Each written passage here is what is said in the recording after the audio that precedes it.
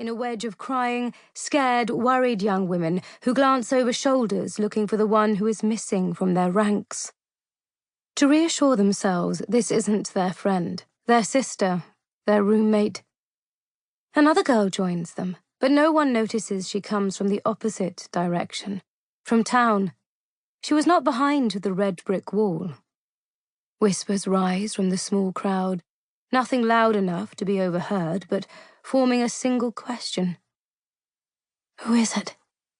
Who?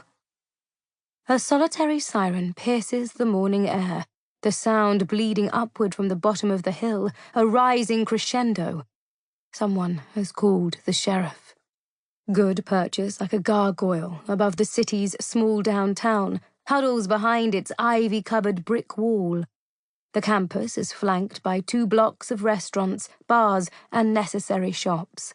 The school's buildings are tied together with trolleys, enclosed glass and wood bridges that make it easy for the girls to move from building to building in climate-controlled comfort.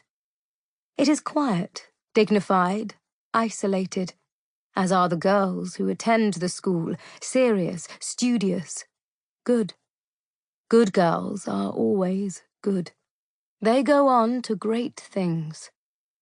The headmistress, or dean as she prefers to call herself, Ford Julianne Westhaven, great-granddaughter several times removed from the founder of the good school, arrives in a flurry, her driver, roomy, braking the family Bentley with a screech 100 feet away from the gates.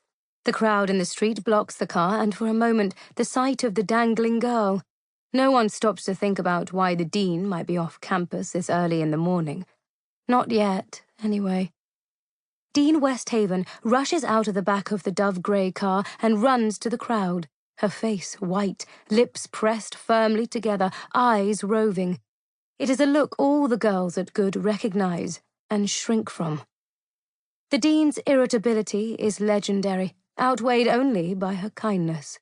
It is said she alone approves every application to the school, that she chooses the good girls by hand for their intelligence, their character.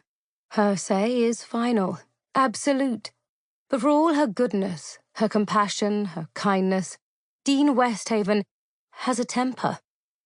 She begins to gather the girls into groups, small knots of natural blondes and brunettes and redheads, no fantastical dye allowed. Some shiver in oversized school sweatshirts and running shorts. Some are still in their pajamas. The dean is looking for the chick missing from her flock. She casts occasional glances over her shoulder at the grim scene behind her.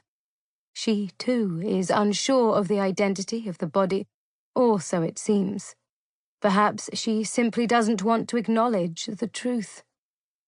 The siren grows to an ear-splitting shriek and dies mid-range, a soprano newly castrated. The deputies from the sheriff's office have arrived, the sheriff hot on their heels. Within moments, they cordon off the gates, move the students back, away, away.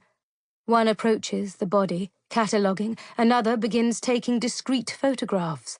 A macabre paparazzi. They speak to Dean Westhaven, who quietly, breathlessly admits she hasn't approached the body and has no idea who it might be. She is lying, though. She knows. Of course she knows. It was inevitable. The sheriff, 6 sturdy feet of muscle and sinew, approaches the gate and takes a few shots with his iPhone. He reaches for the foot of the dead girl and slowly turns her around.